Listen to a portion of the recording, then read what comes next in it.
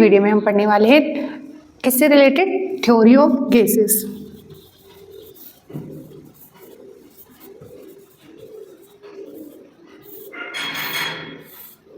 अब गैस में सबसे मेन बात क्या है, वो ये है कि जो गैस के मॉलिक्यूल होते हैं वो क्या होते हैं, एटम होते हैं, वो क्या होते हैं, दूर दूर होते हैं। इनके बीच में जो इंटरमॉलिक्यूलर फोर्स होता है वो बहुत कम होता है।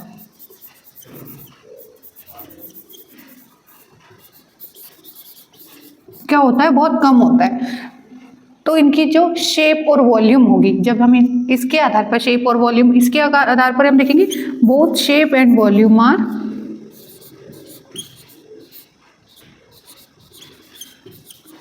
Are indefinite. इनकी जो शेप और वॉल्यूम की बात करेंगे तो वो कैसी रहेगी, इनडिफाइनाइट रहेगी।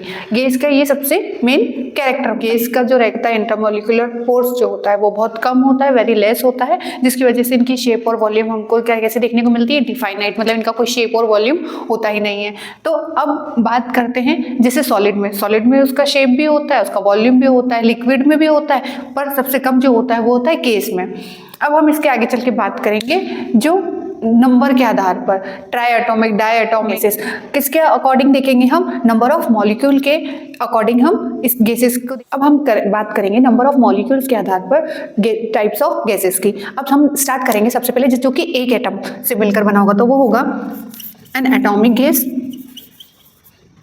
जिसमें क्या पाई जाती है, सिर्फ एक ही एटम पाया जाएगा। तो only one type of atom should be found। अब इसके एग्जाम्पल हम देखेंगे, होगा हीलियम,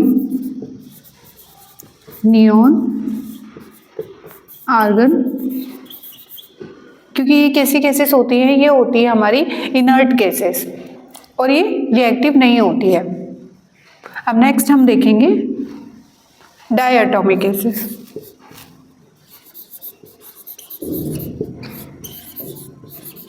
हमको डायटोमिक गैसेस में हमको देखेंगे कि जो कि क्या है, नाम से ही पता चल रहा है, डाई मीन्स दो, इसमें हमको कितने, 2 एटम्स देखने को मिलेंगे। 2 atoms are found in these gases, जैसे हाइड्रोजन एक्सेट्रा। अब हम आगे देखें होगा, हमने कौन कौन से देख लिए, एटॉमिक गैसेस जिसमें सिर्फ एक एटम पाए जा रहे थे, जो कि हीलियम, नियॉन और आर्गन गैसेस थी। और हमने नेक्स्ट देखा था, उसके बाद सेकंड पॉइंट हमने देखा था डायटोमिक गैसेस, जिसमें सिर्फ 2 प्रकार की गैसेस हमको देखने को, 2 एटम जिसमें हमको पाए जा रहे थे, डायटोमिक गैसेस हम उनको बोल रहे थे। अब आती है बारी ट्राई एटॉमिक गैसेस।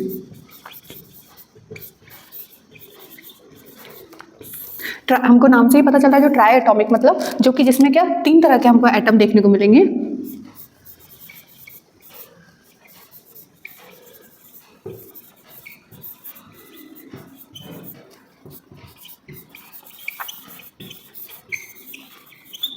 जैसे carbon dioxide, sulphur dioxide etcetera. जैसे कार्बन 1 और ऑक्सीजन 2, तो मिलकर कितने हो गए, 3 एटम हो गए। तो ये क्या है कि हमको 3 एटम हमको देखने को मिल रहे हैं, इसलिए हम इसको क्या बोल रहे हैं, ट्राई एटॉमिक गैसेस। अब नेक्स्ट हम देखेंगे poly atomic gases.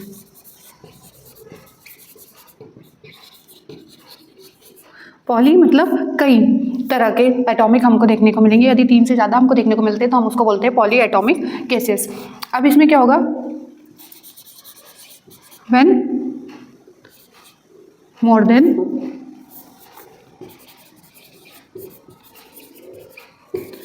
3 atoms are present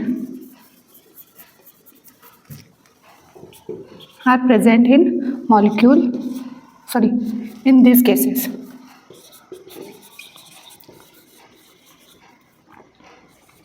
जैसे एग्जाम्पल के तौर पे हम देखते हैं NH4 और CH4 एटसेट्रा।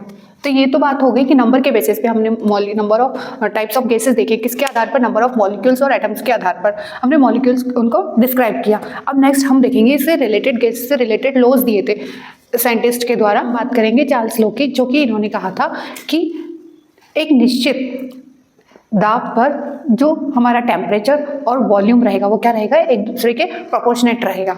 तो देखते हैं हम किस तरीके से उन्होंने बताया था। Constant pressure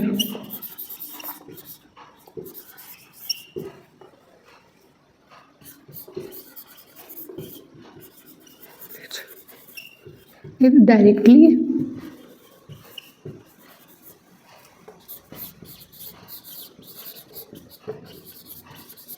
proportional to the volume। इनका ऐसा कहना था कि कांस्टेंट प्रेशर पर, मतलब प्रेशर क्या है, कांस्टेंट है, और टेम्परेचर और वॉल्यूम जो होगा वो कैसा होगा, एक दूसरे के प्रोपोर्शनेट होगा। T प्रोपोर्शनेट V, जो T और V टेम्परेचर और वॉल्यूम होंगे एक दूसरे के प्रोपोर्शनेट होंगे। इसका मतलब क्या, यदि हम देखते हैं टेम्परेचर यदि हम बढ़ाएंगे तो हमारा क्या होगा, वॉल्यूम भी बढ़ेगा। टेम्परेचर को बढ़ाते हैं तो हमारा वॉल्यूम भी बढ़ जाता है, और जब हम टेम्परेचर को घटाते हैं तो हमारा वॉल्यूम क्या होगा, घट जाएगा। अब जैसे हम एग्जांपल के रूप में देखते हैं, यदि हमारे गैस पर यदि हम क्या करते हैं, दूध को गर्म करने के लिए रखते हैं और टेम्परेचर हम बढ़ा देते हैं, टेम्परेचर बढ़ा देते हैं और वॉल्यूम क्या रहेगा, उसका बढ़ेगा ना, उबाल आएगा ना उसके अंदर, दूध के अंदर, तो क्या होगा, टेम्परेचर हमने बढ़ाया तो दूध क्या हुआ, का आयतन बढ़ने लगा, तो ऊपर आने लगा, और यदि हमने टेम्परेचर घटाया तो दूध हमारा नीचे की ओर आने लगा। ये एग्जाम्पल के तौर पे हम इस तरीके से देख सकते हैं। तो उनका ये कहना था टेम्परेचर जो है हमारा क्या रहता है, proportional to the volume. Equal to लगाएंगे, इज इक्वल्स टू V, एक दूसरे के बराबर हो गए। तो यहाँ पर P क्या है, हमारा कांस्टेंट है। तो क्या होगा हमारा, यदि हम इसको करेंगे T1 T2 is equals to V1 V2।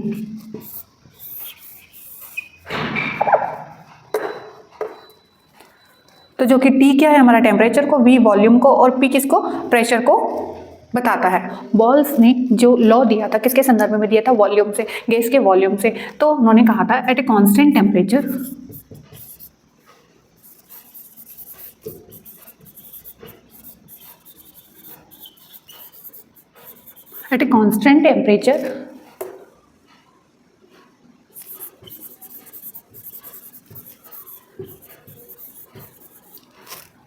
volume of a gas is inversely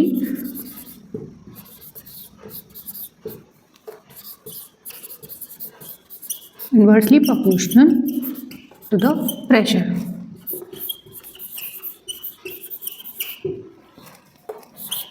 inversely proportional to the pressure, इनका ये कहना था। किस पर, where T is constant, temperature is constant. जबकि इन्होंने क्या करा था, टेम्परेचर को स्थिर रखा था, और उन्होंने बताया था जो हमारा वॉल्यूम होगा गैस का वो किसके इन्वर्सली प्रोपोर्शनल होगा, किसके, प्रेशर के।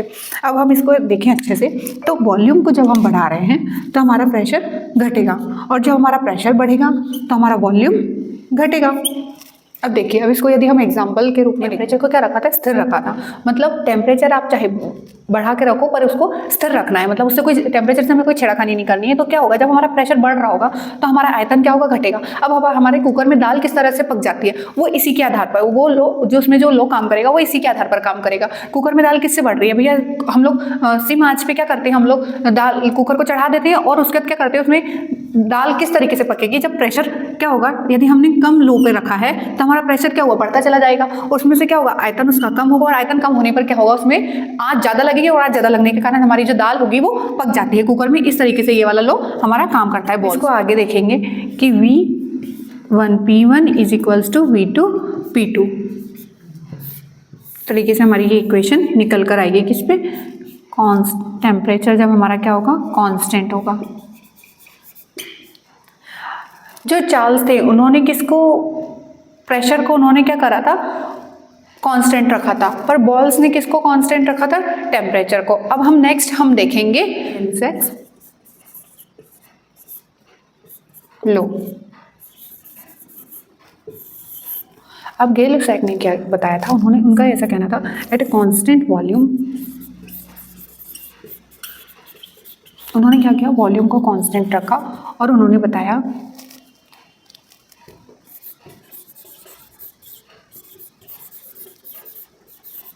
Temperature of a gas is directly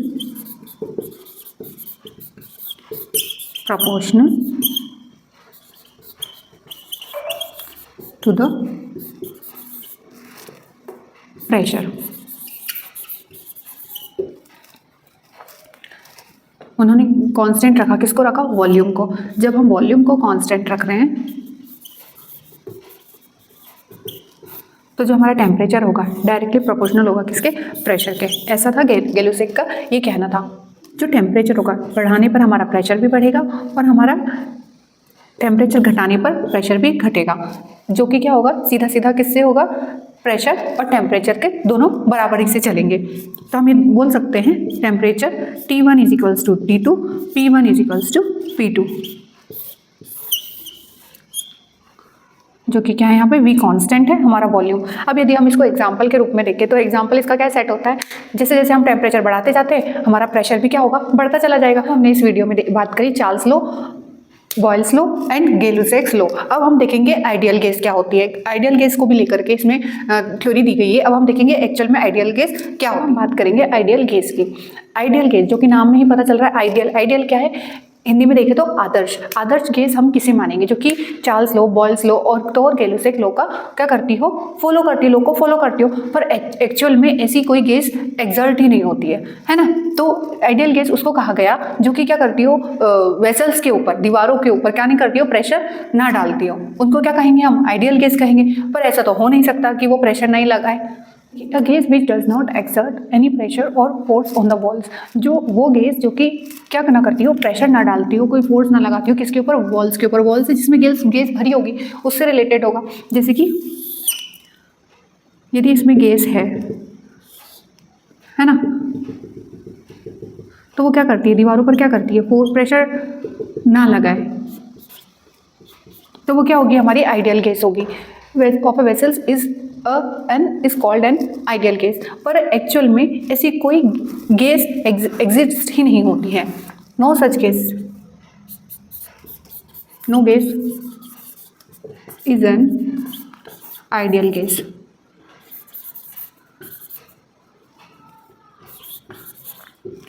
अब ऐसी कोई गैस एग्जिस्ट ही नहीं होती है आइडियल गैस में। पर कुछ गैसेस होती हैं जो कि क्या करती है, बिहेव करती है किसके जैसे, आइडियल गैस की तरह बिहेव करेगी। तो वो गैसेस जो होगी वो किस पर करेगी, हाई टेम्परेचर और लो प्रेशर पर वो किस तरीके से आइडियल गैस की तरह बिहेव करती है। जो वो गैसेस होगी वो होगी कार्बन डाइऑक्साइड, नाइट्रोजन और hydrogen. Gases behave like a ideal gas. अब ये आइडियल गैस की तरह बिहेव करेगी पर किस पर, हाई टेम्परेचर